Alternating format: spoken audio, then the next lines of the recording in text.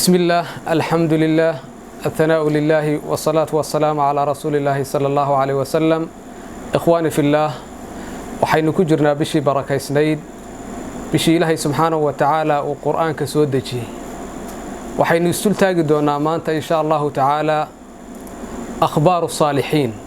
dadkii wanaagsanaa iyo quraanku sidoo u saameyn jiray ayeen istul taagi doonaa insha Allah taala maxaa yeelay bisha ay barakaysanaynu ku jirno hadiye jeer quraanka ayaynu akhrinaa waqtigeena inta badan quraanka ayaynu siinay laakiin waa in aan isweydiino quraanku sidoo inoo saameynaya quraanka sideen ugu ta'athuraynaa dadka wanaagsan marka laga sheekaynayo ee saalixiintana waxay taasi inoo keenaysaa in ay himadeeno ay kor u qaadaan himadeeno in ay kor u qaado in aan ku dayano in ay halkay gaareen aynu gaarno ayay keenaysaa in kasalka iyo marka cajsiga inagu jira oo inaga baabao ayay keenaysaa maadaama qof wanaagsan oo khayr fara badan shaqeeyay aad ku dayanaysid ayay keenaysaa saaxiibati fillah waxaynu istul taagi doonaa insha Allah taala bal aayaadka Ilaahay subhanahu wa ta'ala sida ay qulubtooda u saameynayeen sida ay isku dul taagayeen macaanidooda ayeen isku taagi doona ay noloshooda ay u bedeleen noloshooda ay u bedelay quraanku ayeen isku taagi doona insha Allah taala ahibati fillah marka aynu eegno noloshii dadkii wanaagsanaa inoo horeeyay iyo sida uu raadeeyo quraanku jalla wa ala ad ayadu la yaabaysaa maxaa yeelay iyo maanta markaan xaalkeena eegno waynu maqalnaa quraanka Ilaahay waynu akhrinaa habeen iyo maalin kuma ta'athurno inama raadiyo quraanku maxaa yeelay aayaadku waa aayaadkii kelmaduhu waa kelmadihii waa quraanku waa quraankii waa kii saameynaya ee noloshooda wax ka bedelay kaan akhrinayna waa kii maxaa yeelay Ilaahay subhanahu wa ta'ala kitaabkiisa quraanka uu xafiday inna nahnu nazzalna dhikra wa inna lahu lahaafidun ayu Ilaahay subhanahu wa ta'ala yiri quraanku waa mid xafidan oo Ilaahay subhanahu wa ta'ala uu ilaashaday oo markaasi aan isbedelayn waa quraankii kelmaduhu waa kelmadihii yaani waxa farqiga u dhaxeeya waxa weeyaan ee inoo dhaxeeya inaga iyo markaa dadka wanaagsan ee quraanku u saameynayay waa alqulub waa qulubtu qaabka u qaadanaysa hadalka Ilaahay subhanahu wa ta'ala weeyaan bal Hasan al-Basri rahimahullahu ta'ala ayaa yiri wallahi ya ibn aadam Allah ayaan ku dhaartay in aadamow la in qara'ta al-Qur'aan hadii aad quraanka Ilaahay akhridid kadibna aad rumaysid waxa kugu dheeraanaya adduunyada korkayga inta joogtid muruga kugu dheeraanaysa waxa markaasi kugu adkaanaya adduunyada inta joogtidna cabsi ayaa markaasi kugu adkaanaysa oo had iyo jeer waxaad noqonaysaa adduunyada inta joogtid qof Ilaahay subhanahu wa ta'ala ka cabsanaya waxaanad badinaysaa markaasi adduunyada inta joogtid lilmada ayaad badinaysaa waad ooyeysaa maxaa yeelay waxa saameeyay markaasi quraanka Ilaahay subhanahu wa ta'ala ayaa saameeyay Ilaahay subhanahu wa ta'ala waa kitaabkiisa quraanka laha law anzalna hadha alquran ala jabalin la ra'aytahu khashi'an mutasaddian min khashyati Allah Ilaahay subhanahu wa ta'ala waxa uu yiri quraankan hadii aan ku soo dajin lahayn quraanka hadii aan ku soo dajin lahayn ayuu Ilaahay subhanahu wa ta'ala uu yiri ala jabalin ku soo dajin lahayn waxaad arki lahaydeen buurtaas oo Ilaahay subhanahu wa ta'ala uu khushuusan oo daadanaysa cabsida Ilaahay subhanahu wa ta'ala ay daadanaysa ayaad arki lahaydeen ayuu Ilaahay subhanahu wa ta'ala uu yiri marka inaga waxa la inaga baahayaa in aynu ku ta'athurno kitaabka Ilaahay ee hadiye jeer aynu hayno aynu akhriyayno inuu ina raadeeyo oo ina saameeyo ayaa loo baahayaa bal nabigeena Muhammad alayhi salatu wasalaam naxariis iyo nabadgelyo korkiisa aatee ayaa maalmaha kamida ku yiri Abdullah ibn Mas'ud اقرأ علي يقول آخر القرآن كي يكون عبد الله هو استغراب والله يا رسولك عليه الصلاة والسلام نبي الله ما أدقوا إلهي سبحانه وتعالى قرآن كوكسو دجي وأدق لوكسو دجي أيام كقول الآخرية أيوكي رسولك عليه الصلاة والسلام مركز يقول نعم أيو رسولك عليه الصلاة والسلام يقول آخر أيويلي وحنشعلها إن أنا مغلاه عط مركز كلا أيان شعلها أو غيرك أيان شعلها يقول آخر أيويلي وحويل عبد الله بن مسعود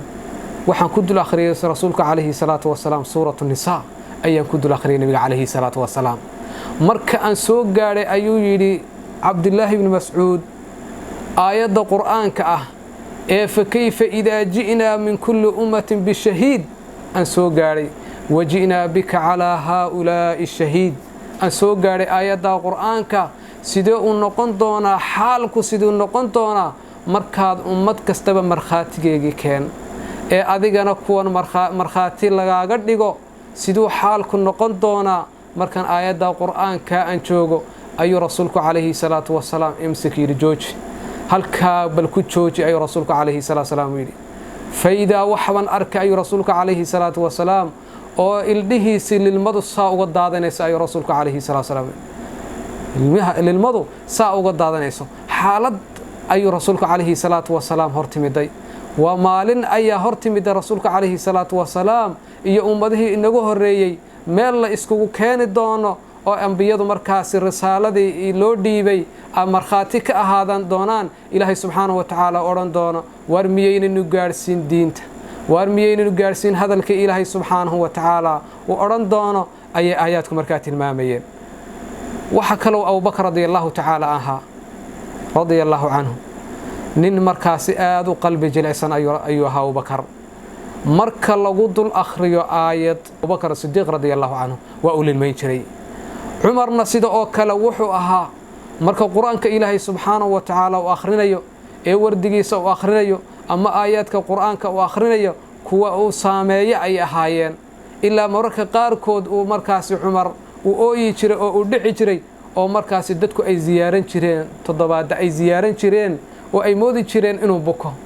laakiin waxa uu saameeyay aayadaha quraanka waxa uu la noolaa oo talaaba uu la qaadayay hadalka Ilaahay subhanahu wa ta'ala iyo waxa inoo dambeeya ayuu dareensanaa ayuu markaasi dareemayay markaasi Umar radiyallahu anhu Sufyan ath-Thawri rahimahullahu ta'ala ayaa tujiyay dadka markaasi maalmaha kamida salaadii maghrib ayuu tujiyay faqara wuxuu akhriyay suuratul Faatiha الحمد أيها أخري كم نحن نقرأ إمسان إنه أخرنا سورة الفاتحة إمسين أخرنا شنت وقت وين أخرنا سنياش وينك أخرنا آيات القرآن كأي أخرنا سورة الفاتحة أي أخرنا مركأ السوق علي سفيان الثوري إياك نعبد وإياك نستعين مركأ السوق علي أي أو استاجي وجوكسدي إياك نعبد وإياك نستعين إلهو أديك أيام كعابدينا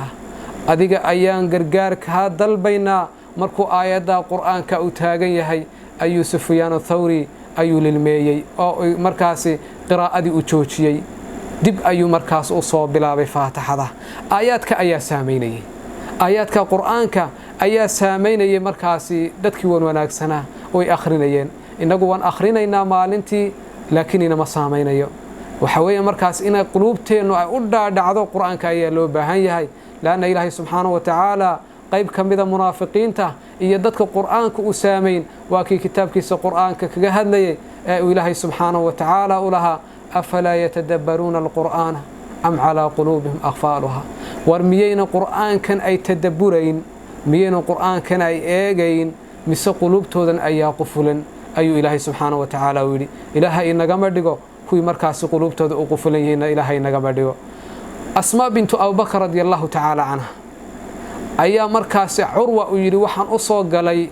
أسماء وهي تصلي إيدة كنيسة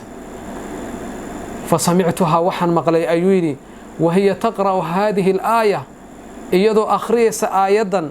فمن الله علينا ووقانا عذاب السموم آيات القرآن كإيدو أخريس أيان مقلي ويري فاستعادت إلها أي كم غشي نارته مارت أي إلهي كم غشي فقمت وانكعي وابا إيدو إلهي نارته كم غليسا فلما طال علي مركا يقول ديراتي سوغتان كيغي أيان تغي أيويلي سوق أيانو بحي وان كسون نقضي أيويلي وهي في بكائها إيدو أويسا أو للمينيسا أو إلهي سبحانه وتعالى كما غليسا عذاب كيسا أيان مركاسي أيان أن مركاسي أن كسون نقضي أيويلي وحكلو عبد الرحمن بن عجلان أيو كورمي مركاسي عند ربيع بن خيثم أيايدي habeen ayaa la galay habeenada kamida ayuu sarakacay ayuu yiri markaasuu akhrinaya aayadan quraanka أم حسب الذين اجترحوا السيئات أن نجعلهم كالذين آمنوا أي آخرين فمكث waxa ku nagaaday leylatuhu habeenkii oo dhan inuu aayada ku celiyo